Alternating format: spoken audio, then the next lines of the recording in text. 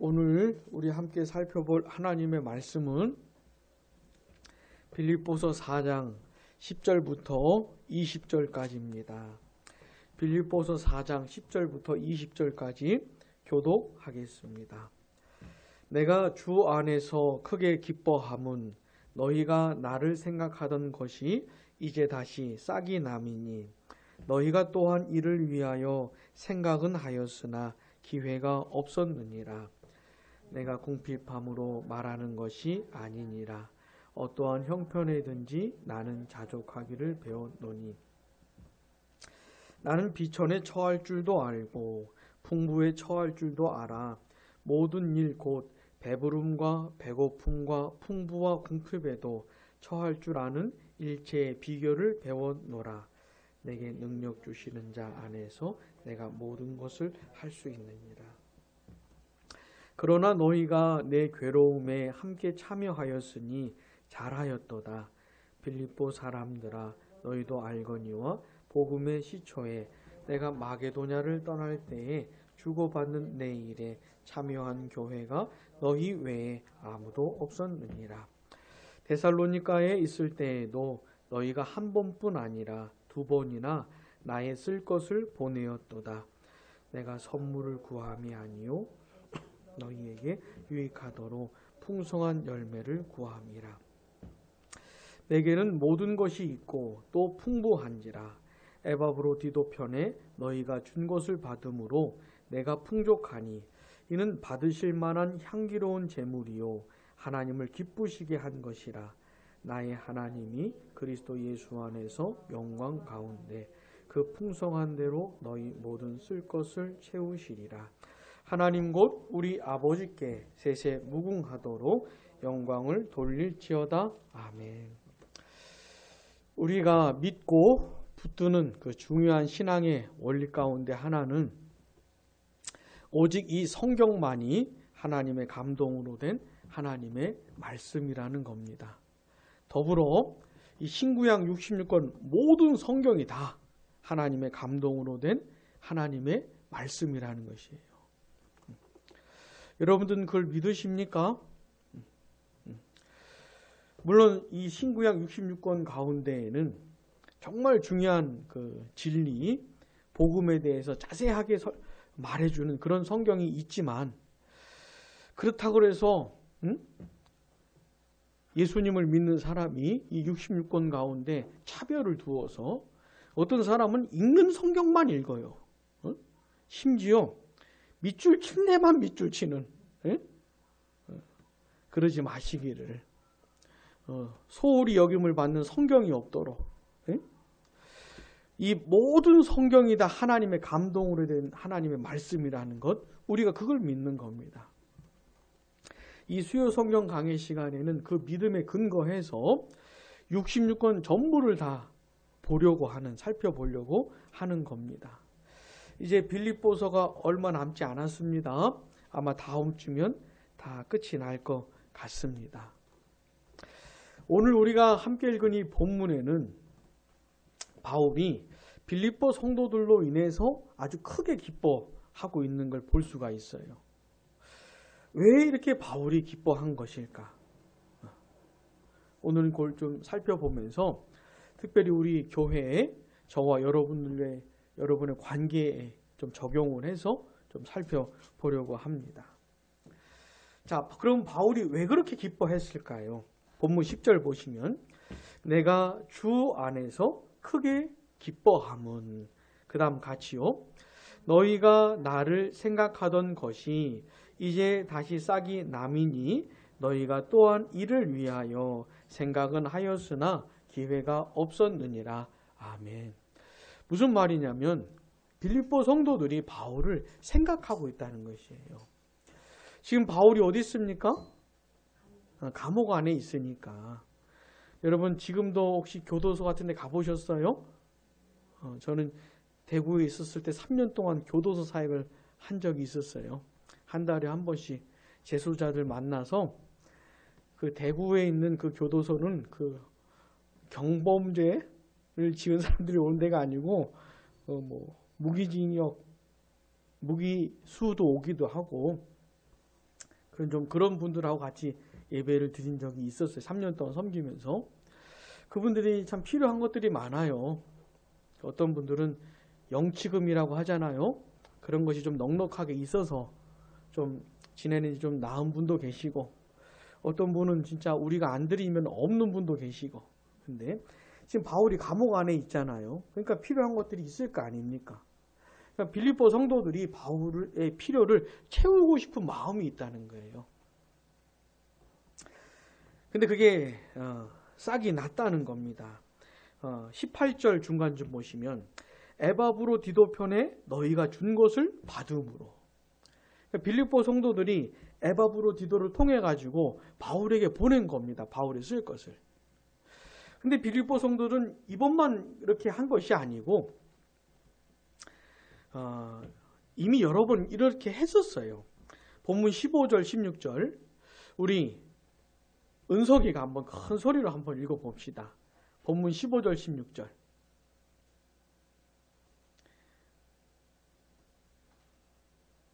시작.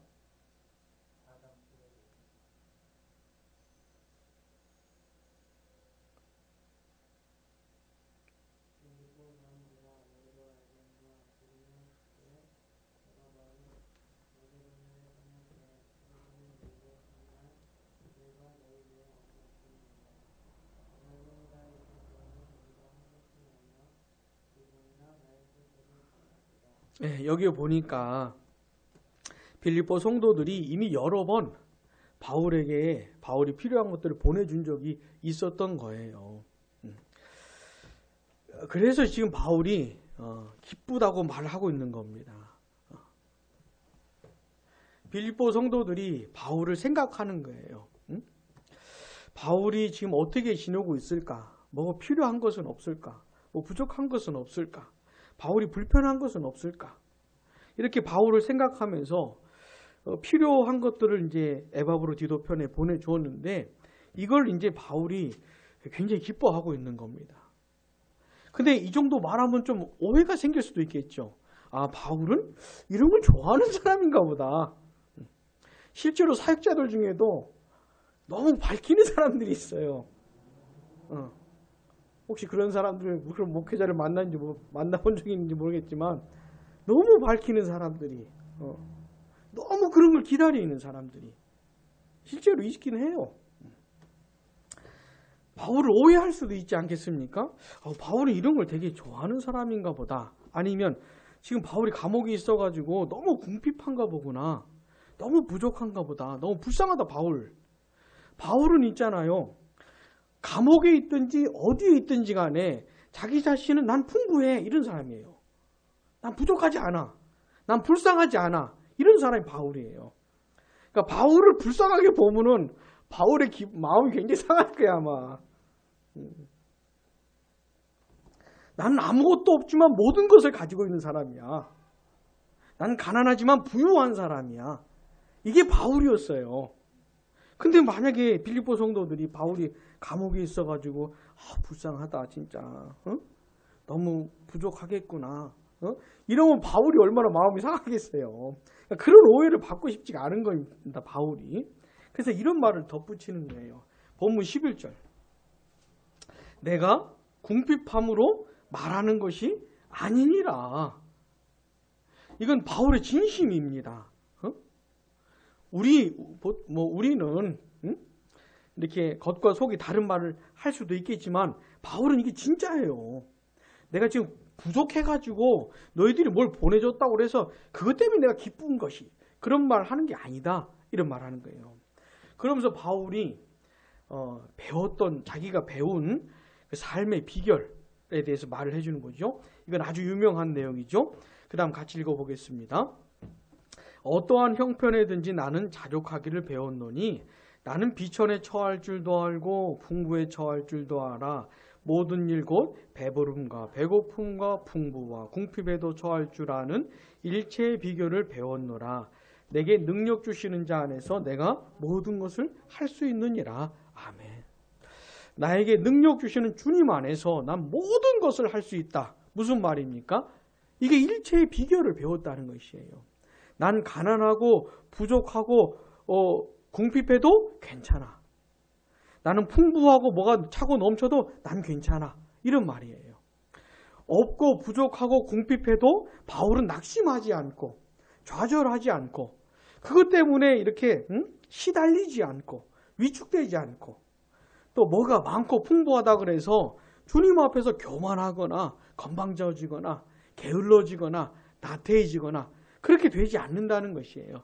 뭐가 많든지 뭐가 적든지 간에 바울은 주님 안에서 살고 주님 안에서 사역을 할 수 있다는 겁니다. 이런 것 때문에 크고 많고 적은 것에 휘둘리지 않는다는 것이에요. 이런 비결을 배웠다는 겁니다. 그러니까 내가 지금 부족해가지고 이런 말 하는 게 아니라고 하는 것이에요. 자, 이렇게 말하면 또 오해를 할 수가 있겠죠. 아, 그럼 바울은 일체의 비결을 배운 사람이니까 바울이 감옥에 있어도 안 보내도 되겠구나. 바울은 뭐 어떤 상황에서도 잘 살 테니까 전혀 도와주지 않고 보내주지 않아도 괜찮겠구나. 이건 또 아닌 겁니다. 아, 저들이 날 도와야 되는데 이런 걸 고민하는 게 아니고 이따가 보겠지만 또 다른 차원이 있는 것이에요. 빌립보 성도들이 바울을 생각하면서 바울의 필요를 채워주는 것은 또 다른 차원이 있는데 이것도 빌립보 성도들의 유익을 위한 것이라는 거예요. 그래서 바울이 고민하는 거예요. 내가 이렇게 말하면 아주 안 보내면 또 안 되는데 저들이 받을 유익을 얻지를 못할 텐데 그러면서 이렇게 말하는 겁니다. 14절 같이요. 그러나 너희가 내 괴로움에 함께 참여하였으니 잘했다. 이렇게 말하는 거예요. 여러분 사실 이 바울과 빌립보 성도들의 관계는 아주 특별한 겁니다. 빌립보 교회를 누가 개척했습니까? 바울이 개척했죠. 잘 모르겠으면 바울 그러면 돼요. 바울이 개척한 교회가 많기 때문에 좀 덜 틀릴 겁니다. 다시 빌립보 교회 누가 개척했을까요? 바울이 개척했어요. 사도행전 몇 장에 나올까요? 16장. 16장에 나오죠. 응? 바울이 하나님의 감동으로 대륙을 넘어가잖아요. 그러면서 빌립보 성에 이제 갔을 때 처음 만난 여인이 누구였습니까? 루디아였죠. 루디아. 바울이 전하는 얘기를 여러 여인들이 듣는데 우리 주님께서 루디아의 마음을 여신 거예요. 루디아 옆에 또 다른 여인이 있었어요. 또 다른 여인들이. 근데 주님이 루디아의 마음을 여신 거예요. 그러니까 루디아가 알아들은 겁니다. 그 복음을. 사랑하는 여러분, 우리 양무리 교회에서 복음을 전할 때 이 역사가 일어나도록 꼭 기도해 주시기 바랍니다. 주님이 마음을 열지를 않으시면은 365일 주구장창 복음을 전해도 들어가지가 않아요. 아무리 하나님의 말씀을 지속적으로 전해도 들어갈 수가 없어요. 주님이 하시는 역사입니다. 주님이 마음을 여시면 그리 복음이 들어가는 것이에요. 루디아가 복음을 듣고 예수 그리스도를 믿었습니다. 그러면서 사도 바울 일행을 자기 집으로 초대를 해요. 나를 주 믿는 자로 알거든? 이러면서 막 아주 강하게 그냥 바울 일행을 자기 집으로 들입니다. 그래서 그 루디아의 집에서 생활을 하게 해줘요. 루디아의 바울 일행을 돌봅니다. 루디아가. 그리고 자기 가족들도 세례를 받죠. 또 이 빌립보에서 무슨 일이 일어났습니까? 점치는 귀신 들린 종을 곧 치유해 주었더니 자유케 해줬는데 그것 때문에 감옥에 갇히죠. 심한 매질을 당해가지고 빌립보 감옥에 갇힙니다. 누구랑 같이요? 누구랑 함께? 바울과 실라. 아마도 엄청 이 매질을 당해가지고 기절을 한 것 같아요. 이 바울과 실라가. 그러다가 한밤중에 깬 거 아닌가 싶어요. 자, 바울과 실라가 한밤중에 깨서 뭐 했습니까? 찬송을 해요. 찬송을. 아니 그렇게 엄청나게 매맞고 감옥에 갇혔는데 어떻게 찬송이 나올 수 있을까요? 이게 어떻게 찬송이 나올 수 있을까요? 하나님께 감사. 어떻게 하나님께 영광? 예? 우리가 생각하는 신앙과 너무 다른 것 같아요. 예? 자, 그런데 이제 무슨 일이 벌어져요? 감옥에서 이제 지진이 일어나고 막 이 쇠고랑이 이렇게 풀려지고 하니까 간수가 놀랬다가 그 간수도 예수님을 믿고 구원을 받고 그 가족들도 다 세례를 받고 이런 일이 벌어지잖아요. 그러면서 생겨난 교회가 빌립보 교회입니다. 빌립보 교회. 이들은 바울을 통해서 복음을 들은 것이에요. 있잖아, 이게 아주 특별한 겁니다. 어떤 복음 전도자가 복음을 전하는데 주님이 마음을 이렇게 말하면 안 되겠죠. 어떤 복음 전도자가 복음을 전하는데 그게 전혀 와닿지 않는 사람에게는 그 복음 전도자가 하나도 귀하게 여겨지지 않습니다. 1도 귀하게 여겨지지 않아요. 근데 주님이 그 마음을 여셔서 그가 전하는 복음이 들려지는 사람들 있잖아요. 그 사람은 나에게 복음을 들려준 사람이 되는 것이에요. 나에게 예수를 전해준 사람이 되는 것이에요. 그러면 그 전해준 그 사람이 너무 귀하게 여겨지는 겁니다. 너무 귀하게. 복음을 깨닫지 못한 사람에게는 하나도 귀하진 않아요. 그러나 복음을 깨닫게 된 사람에게는 너무너무 귀한 사람이 되는 겁니다. 빌립보 성도들에게 바울은 그런 사람이었어요. 빌립보 성도들은 바울을 통해서 복음을 들었고 예수님을 소개받았고 하나님의 나라를 들었던 겁니다. 그러니 빌립보 성도들에게 바울이 어떤 존재였겠어요? 얼마나 귀했겠어요? 하나님께서는 이 바울을 통해 가지고 빌립보 성도들의 영혼을 먹인 겁니다. 그러니까 그들의 영혼을 돌본 겁니다. 근데 이 빌립보 성도들과 바울의 관계는 바울이 빌립보 성도들을 영적으로 먹이고 보살폈다면은 또 이런 원리가 또 있는 것이에요. 여러분 고린도전서 9장 한번 가보세요. 고린도전서 9장 9절에 보시면 이 원리를 빌립보 성도들에게 적용을 하면 이렇게 되는 겁니다. 바울만 빌립보 성도들을 먹이는 게 아니고 빌립보 성도들도 바울을 먹이는 것이에요. 자, 고린도전서 9장 9절 보시면 모세의 율법에 같이요. 곡식을 밟아 떠는 소에게 망을 씌우지 말라 기록하였으니 하나님께서 어찌 소들을 위하여 염려하심이냐. 아멘. 이건 신명기 25장 4절 말씀을 바울이 인용을 하는 것이에요. 곡식을 밟아 떠는 소에게 망을 씌우지 말라. 왜요? 소도 먹어야 되니까. 소도 그 일을 하면서 이 곡식을 소도 먹어야 되니까 망을 씌우지 말라 그러는 겁니다. 근데 바울은 뭐라 그래요? 하나님께서 어찌 소들을 위하여 염려하심이냐. 그러면서 이 곡식을 밟아 떠는 소에게 망을 씌우지 말라. 이 말씀이 갖고 있는 의미에 대해 설명을 해주는 겁니다. 10절 같이요. 오로지 우리를 위하여 말씀하심이 아니냐. 우리는 누굴까요? 복음을 전하는 자들을 말하는 겁니다. 그 다음 과연 우리를 위하여 기록된 것이니 밭 가는 자는 소망을 가지고 갈며 곡식 떠는 자는 함께 얻을 소망을 가지고 떠는 것이라. 우리가 너희에게 신령한 것을 뿌렸은즉 너희의 육적인 것을 거두기로 과하다 하겠느냐. 자, 복음 전하는 자가 신령한 것을 뿌리잖아요. 그럼 그 복음을 들은 사람들에게서 육적인 것을 거두어 드린다 그래가지고 그게 과한 것이냐 라고 바울이 말하는 것이에요. 물론 바울은 자비량 선교사였습니다. 바울은 굉장히 자부심이 있었어요.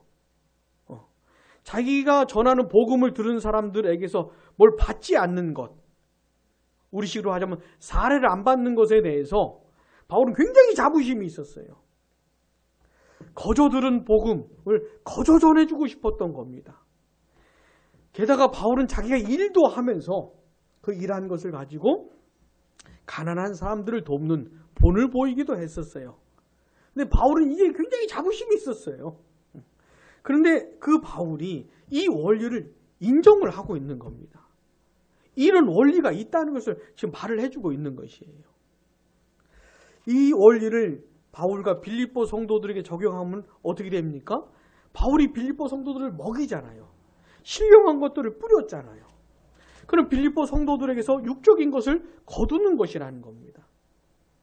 그러니까 바울도 빌립보 성도들을 먹이고 빌립보 성도들도 바울을 먹이는 관계라는 것이에요. 이게 성경이 말하는 원리인 겁니다. 근데 그 되게 조심스러운 얘기예요. 잘 정리를 해. 진짜 예를 들면 우리 양무리교회 적용을 하면은 우리는 서로 무슨 관계라는 겁니까?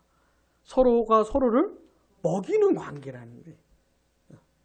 자, 목회자는 성도들을 영적인 것으로 먹이는 겁니다. 하나님의 말씀을 잘 전해 주어서 이걸로 먹이는 것이에요. 그리고 그 성도들이 하나님의 말씀을 잘 듣고 잘 소화하고 그것이 양식이 될 수 있도록 그들을 위해 기도하면서 영적으로 돌보는 겁니다. 자, 목회자는 성도들을 그렇게 먹이는 것이고 성도들은요, 목회자의 삶을 돌보는 것이에요.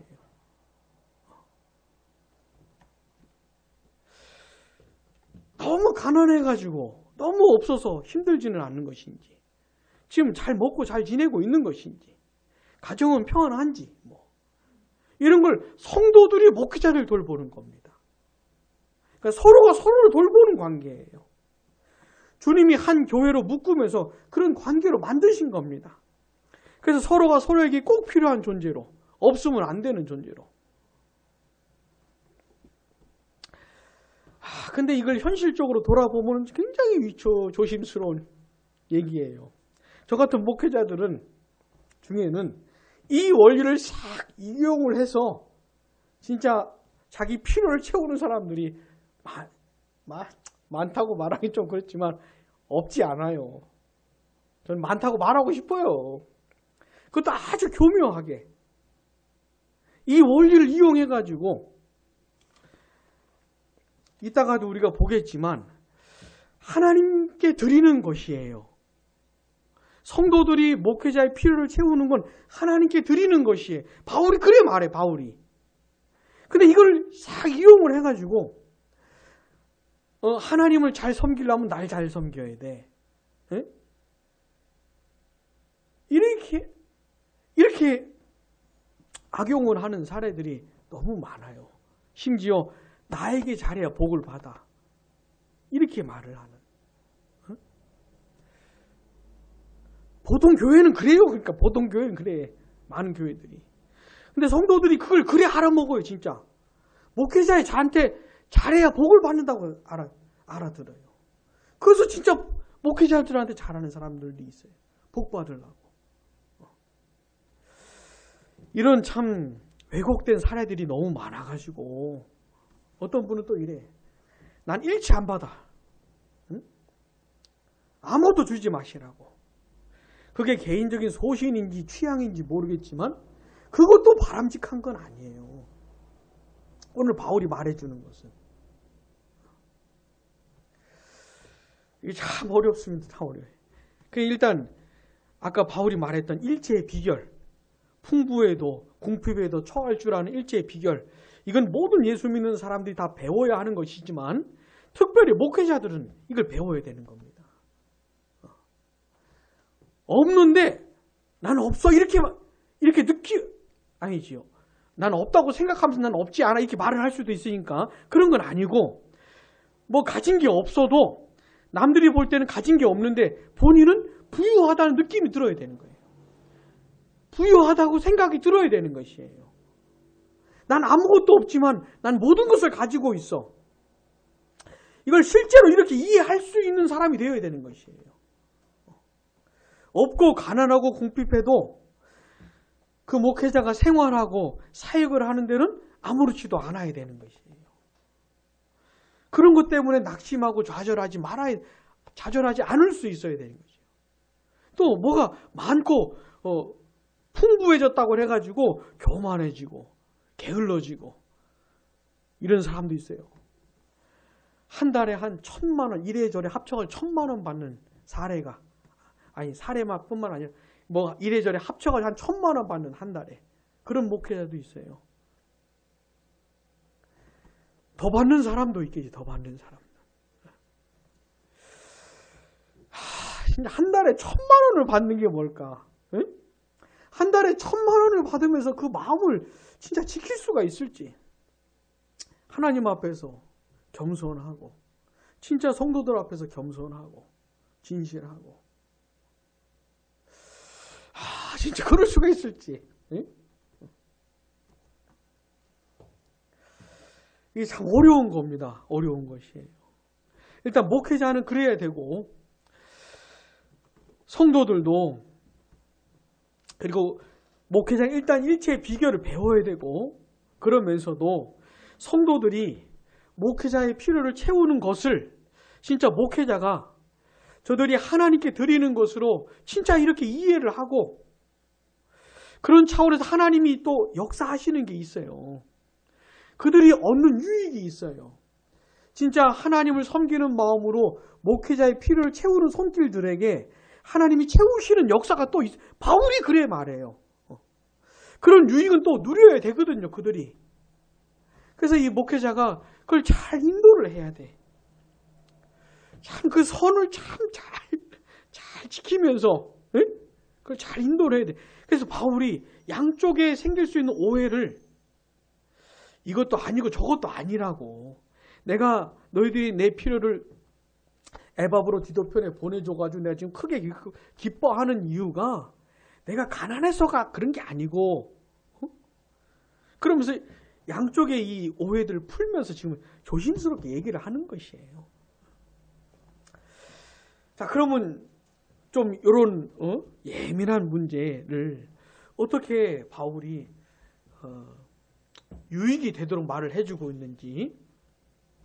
자, 17절 같이요. 시작. 내가 선물을 구함이 아니요 오직 너희에게 유익하도록 풍성한 열매를 구함이라. 아멘. 내가 궁핍해서 이런 말 하는 거 아니야. 내가 뭐 자꾸 달라 그러는 거 아니야. 바울이 이거 말하는 거예요. 바울 굉장히 자존심 상해 이거. 차라리 내가 죽을지언정 하면서 바울이 자비랑 선교사 하는 거 있잖아요. 아무것도 받지 않는 것에 대해서 굉장히 강해요, 바울이. 내가 선물을 구함이 아니라, 이거 바울에게는 굉장히 예민한 문제예요. 이 빌립보 성도들이 바울을 저 사람은 뭘 자꾸 달래는 사람이구나, 뭘 자꾸 받는 사람이구나, 이렇게 이해하는 거 굉장히 싫어하는 거예요. 자꾸 선물을 구함이 아니고 오직 뭐예요? 너희에게 유익하도록 풍성한 열매를 구합니다. 바울은 그 일과 관련해서도 빌립보 성도들의 유익을 생각을 하고 있는 것이에요. 그러면서 풍성한 열매를 구한다는 게 뭐냐면 빌립보 성도들이 바울의 필요를 풍성하게 채워주기를 바란다는 것이에요. 그러니까 빌립보 성도들이 바울을 생각하면서 그의 필요를 채우는 게 빌립보 성도들의 신앙의 열매예요. 이게 신앙의 열매인 것이에요. 그러니까 빌립보 성도들이 신앙적으로 이해를 할 수 있어야 되는 것이죠. 자기가 바울을 지금 돕는 게 어떤 차원인 것인지 그걸 신앙적으로 이해할 수 있고, 그런 면에서 바울을 돕기를 바라는 것이에요. 만약에 그렇게 된다면은, 그들이 그런 차원에서 바울을 돕는다면 그건 신앙의 열매인 것이에요. 그리고 신앙의 열매를 맺을 거라면 풍성하게 맺기를 바라는 것이죠. 풍성하게. 또 그렇게 해야 뭐요? 그들에게 유익이 있다는 것이에요. 그들의 유익이. 아마도 바울은 진짜 양심에 걸림 없이 바울이 이런 얘기 했을 겁니다. 그러나 지금은 현실이 달라요. 양의 탈을 쓴 이들이 많아요. 진짜 성도들을 자기 먹잇감으로 아는 사람들이 많아요. 응? 교묘한 말로 이렇게 확 얻어내는 것이지. 아주 거덜을 내요. 그러다 보니 성도들은 어떻게 해요? 이제 이게 아닌 거구나. 목회자를 너무 돌보면 안 되는 거구나. 목회자의 삶을 너무 신경 써주면 안 되는 거구나. 이쪽으로 가버리는 것이죠. 이 어려운 문제입니다. 어려운 문제. 근데 바울은 뭐예요? 정직하게 말을 해주고 있는 것이에요. 풍성한 열매를 구한다. 왜? 너희들의 유익을 위해서. 자, 18절 하반절 보세요. 이런 차원이 또 있습니다. 이는 받으실 만한 향기로운 제물이요 하나님을 기쁘시게 한 것이라. 아멘. 바울은 진짜 이걸 이렇게 이해를 한 겁니다. 저들이 자신의 필요를 채운 것이지만 그건 하나님께서 받으시는 것이라. 저들이 하나님께 드린 것이라고. 하나님께서 기쁘시게 받으신 것이라고. 실제로 그런 것이에요. 복음을 전하는 자의 삶을 돌아보고 그의 삶을 보살펴 주는 것은 저 사람을 도와주는 차원이 아니고 그로 하여금 그에게 복음을 맡기시고 그로 하여금 복음을 전하게 하시는 하나님께 드려지는 것인 거예요. 하나님께 드려지는 예물인 것이에요. 이런 차원이 있는 것이에요. 그러니까 이 빌립보 성도들은 바울을 도울 때 이런 마음으로 드려야 하는 것이죠. 그냥 바울 사도를 돕는 차원이 아니고 저 바울을 부르시고 바울을 세우셔서 바울로 하여금 복음을 전하게 하시는, 바울을 통해 복음을 듣게 하시는 그 하나님께 드리는 예물로 바울을 도와야 하는 것이죠. 바울은 또요, 그렇게 받아들여야 하는 것이에요.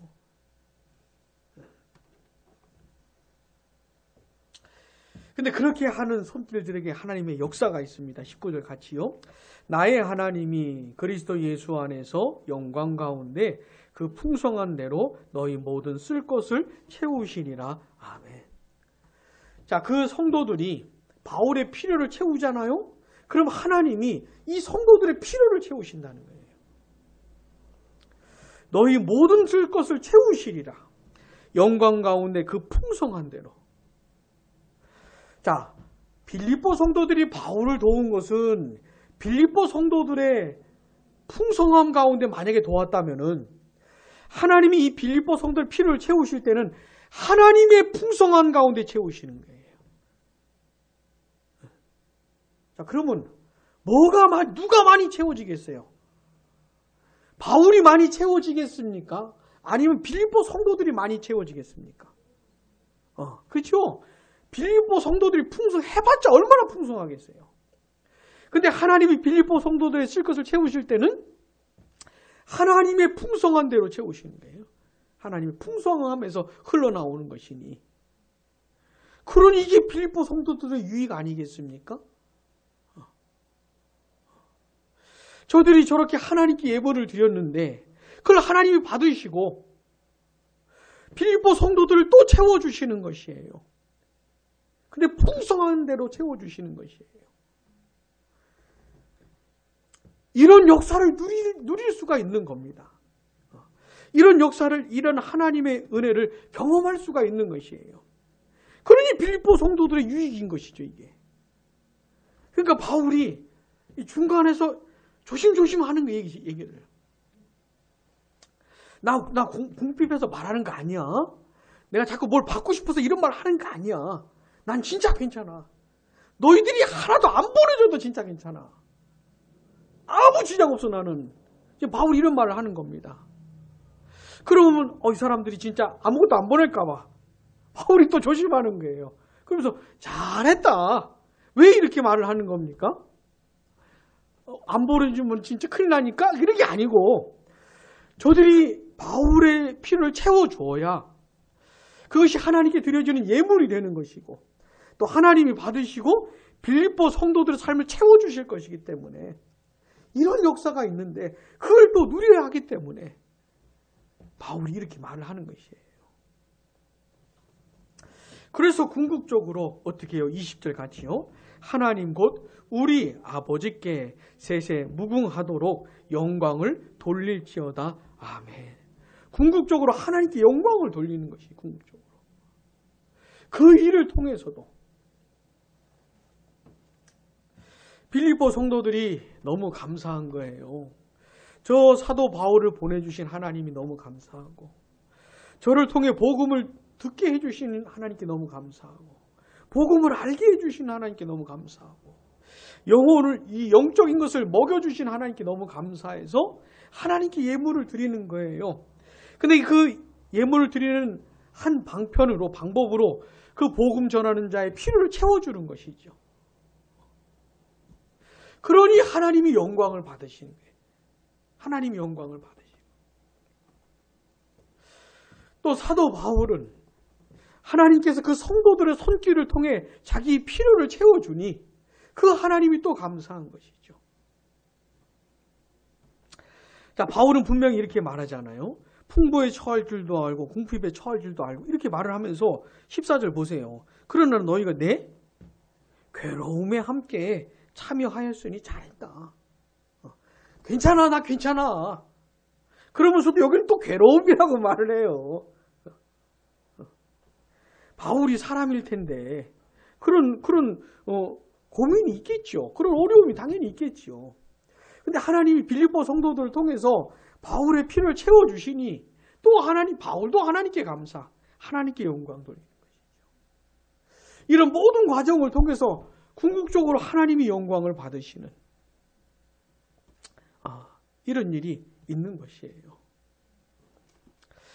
사랑하는 여러분, 오늘 우리는 아주 중요한 얘기, 또 지금 우리가 살아가는 현실 속에서는 너무 왜곡이 많이 된 그런 얘기를 들었습니다. 그러나 이게 하나님의 방식이기 때문에, 하나님이 목회자를 채우시는 방식이고 하나님이 성도들을 채우시는 방식이기 때문에 이거를 진짜 잘 이해를 해야 돼요. 목회자와 성도들이 진짜 정직하게 이해를 하고 이걸 소화할 수 있어야 되는 겁니다. 일단 우리 양무리 교회에 좀 적용을 해 봅시다. 하나님께서 저와 여러분들을 묶어 주셨다고 저는 믿어요. 그러면 어떤 관계로 만들어 주신 거냐면, 그 관계의 한 측면이 뭐냐면 서로가 서로를 먹이는 관계예요. 목회자는 성도들을 어떻게 해요? 영적인 면에서 먹이는 겁니다. 이걸 잘 감당해야지요. 두말할 필요가 없지요. 목회자가 신실하게 하나님의 말씀을 잘 전하고 가르쳐야 되는 겁니다. 성도들이 그 목회자의 이 말씀 사역을 통해서 유익을 얻어야 되는 것이에요. 그리고 성령께서 이 목회자가 전하는 말씀을 통해서 역사해 주시기를, 잘 먹어야 잘 크지요. 튼튼하지요. 소화가 잘 돼야 잘 자라지요. 성령께서 그렇게 역사해 주시기를 기도하면서 그렇게 영혼들을 돌보는 겁니다. 이게 목회자가 할 일이에요. 목회자에게 맡기신 것이에요. 사랑하는 여러분, 양무리교회 목회자를 위해서 기도를 꼭 해주셔야 됩니다. 많이 해주시기 바라요. 이걸 잘 감당할 수 있도록. 제가 신실하게 잘 감당하는 거하고 여러분들이 강건하게 사는 거랑 연결이 되어 있는 것이에요. 저는 우리 목사님이 말씀을 잘 전해주든 말든 저는 아무 상관없습니다. 그러면 이상한 거예요. 뭔가 좀 이상한 것이에요. 요즘은 그 인터넷 설교, 인터넷 강의, 이런 사람들 되게 많아요. 본인이 다니는 그 교회에서 은혜를 받지 않아도 난 괜찮아. 난 괜찮다는 거예요. 왜? 들을 수 있는 설교들이 너무 많으니까. 그러니까 본인이 다니는 교회에서 예배 드릴 때는 별로 유익을 없어도 그냥 인터넷 통해서 설교 들으면서 유익을 얻으면 되니까. 교회는 여길 다니고 저쪽은 또 영적인 유익은 또 저쪽에서 얻고, 이런 사람들이 굉장히 많습니다. 물론 이 코로나 시대 같은 경우에는 또 도움이 될 수도 있겠지만, 다른 설교와 강의를 통해서 유익을 얻는 건 그건 괜찮아요. 근데 본인이 다니는 교회에서 유익을 얻지 못한다. 이거는 심각한 겁니다. 이거는. 은혜를 받지 못하고 본인이 출석하는 교회 목사가 설교하고 성경을 가르치는 것에 대해서는 통해서는 전혀 유익을 얻지 못한다. 이거는 아주 심각한 문제예요. 그게 진짜 교회인지 주님이 기뻐하시는 교회인지 심각하게 따져봐야 되는 문제예요. 여러분, 목회자들 중에는 이런 말을 하면 조심스럽지만 급이 좀 달라 보이지 않습니까? 좀 다른 급이 있는 것 같지 않아요? 설교를 잘하는 게 아니고 진짜 신실하게 하나님의 말씀을 진실하게 잘 전해주는 목회자들이 있고 또 영 그렇지 않은 목회자들이 있는 것 같지 않습니까? 응? 조심스러운 얘기지만은. 근데 여러분, 진짜 중요한 건 뭐냐면 주님이 어떤 교회를 세우실 때 그 목사도 그 교회 두세요. 주님이 그렇게 하실 때는 그 목사의 설교와 말씀 사역을 통해서 그 교회 성도들이 유익을 얻기를 바라시는 거예요. 영적인 유익을. 그러니까 반드시 그 목사를 통해서 영적인 유익을 얻어야 되는 거예요. 그 목사의 사역을 통해서 영적으로 먹고 마실 수 있어야 되는 겁니다. 영적인 배부름이 느껴져야 되는 것이에요. 이거는 아주 중요한 것이에요. 근데 이게 안 되면은 이건 아주 심각한 겁니다. 이게 안 돼가지고 너무 배가 고파가지고 목이 말라서 다른 설교, 다른 강의를 듣기 시작하면은 이거는 참 힘들어지는 거예요. 차라리 그쪽으로 보내야 돼. 당신 영혼이 사는 곳으로 가시라고. 그래야지. 여러분, 기도를 많이 해주셔야 됩니다. 그가 좀 부족할 수도 있어요. 그가 좀 설교와 성경 가르치는 데 있어서 조금 부족할 수도 있어요. 근데 그 교회 성도들은 그를 통해 유익을 얻을 수가 있어야 되는 겁니다. 이게 굉장히 중요한 것이에요. 자, 그러면 성도들은 또 그 목회자를 어떻게 해요? 목회자를 먹여야 되는 겁니다. 목회자가 성도들을 영적인 것으로 먹였다면 이젠 성도들은 목회자를 육적인 것으로 먹여야 되는 것이에요. 그게 성경이 말하는 원리예요. 목회자가 미쳐가지고 교회 안에 있는 성도들이 자기 먹잇감으로 보이고 말이죠. 아주 그냥 거덜을 내버리려고. 그건 목사가 심판을 받을 겁니다. 그건 목회자가 심판을 받을 것이에요. 그런 사람들이 너무 많다 그래가지고 그냥 목사가 살든지 말든지 막 이러면 안 되는 것이에요. 이런 사람들 있어요. 어떤 사람이 있냐면 목사는 고생을 해야 돼. 고통을 좀 겪어야 돼. 눈물을 좀 흘려야 돼. 눈물 젖은 빵을 먹어봐야 돼, 목사는. 그래야 목사가 눈물 젖은 빵을 먹고 있는 성도들의 마음을 이해하지. 그러면서 일부러 막 고의적으로 막 고생을 시키는, 고생 좀 해야 된다고.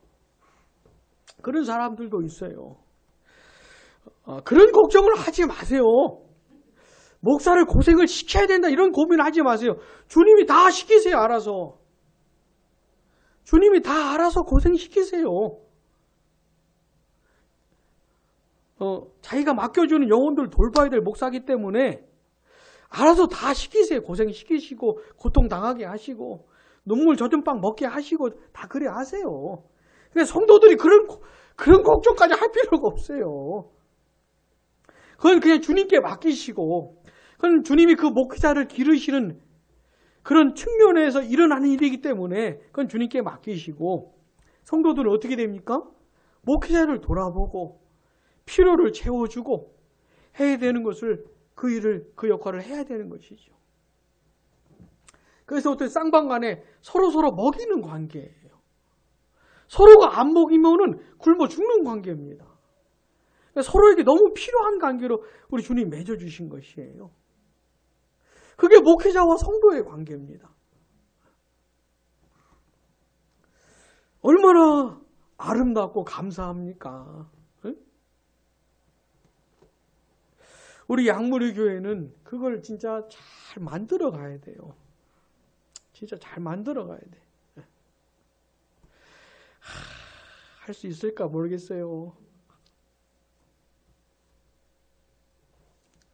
잘 만들어 가야 돼, 이거를. 이게 너무 중요해요. 그렇게 되면 결국 누구에게 유익이 있다고요? 성도들에게 유익이 있다고요. 목회자가 이런 양심에 걸리는 현실 속에서 이런 말을 해야 되는 이유는, 이런 얘기까지 굳이 해야만 하는 이유는 성도들의 유익이 되기 때문에 그런 것이에요. 저들이 진짜 이런 빌립보서 바울이 말해주는 차원에서 그런 내용을 이해하고 하나님께 드리는 예물인 것처럼 하나님께 드리는 마음으로 목회자를 돕는다면 그건 진짜 하나님 받으시는 거예요. 그러면 하나님이 받으시고 나서 그냥 끝내느냐? 그게 아니고 하나님이 또 채워주신다니까요. 하나님의 풍성함 가운데 채워주신다니까요. 그러니 성도들이 유익을 얻지요. 성도들이 그렇게 인생을 사는 겁니다. 하나님이 풍성하신 가운데 채워주신 걸 누리면서 이걸 경험을 하면서 이 세상을 살아가는 것이에요. 하나님으로 말미암아 살아가는 것이죠. 그러니까 다 하나님으로 말미암아 사는 것이에요. 목회자도 성도들을 통해 채워주시는 하나님으로 말미암아 사는 것이고, 성도들도 목회자를 통해 채워주시는 하나님으로 말미암아 사는 것이죠. 그렇게 만드신 거예요. 하나님이 교회를. 구조를 그렇게 만드신 것이에요. 그래서 결국 어떻게 궁극적으로 하나님께 영광을 돌리는 것이죠. 우리는 하나님으로 말미암아 산다고 하나님께 경배를 드리게, 하나님께 영광을 돌리게 하는 것이죠. 하나님 곧 우리 아버지께 세세 무궁하도록 영광을 돌리지어다. 그 다음에 뭐요? 아멘 할 수 있게 만드는 것이에요. 하나님 곧 우리 아버지께 세세 무궁하도록 영광을 돌릴지어다. 그 다음에 우리가 아멘을 할 수가 있어야 되는데, 바로 목회자와 성도들의 관계를 경험하면서 이 속에서도 아멘 할 수 있어야 되는 것이에요.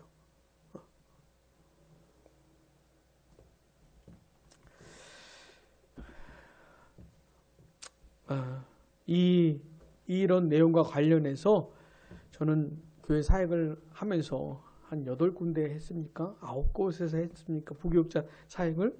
그래서 너무 이상한 거 많이 봤어요. 여러분들은 다니신 교회가 별로 몇 개 안 돼서 잘 모르겠지만 정말 이 말씀이 우리 교회 안에 잘 적용이 될 수 있도록 기도를 많이 해 주셔야 됩니다. 기도하겠습니다.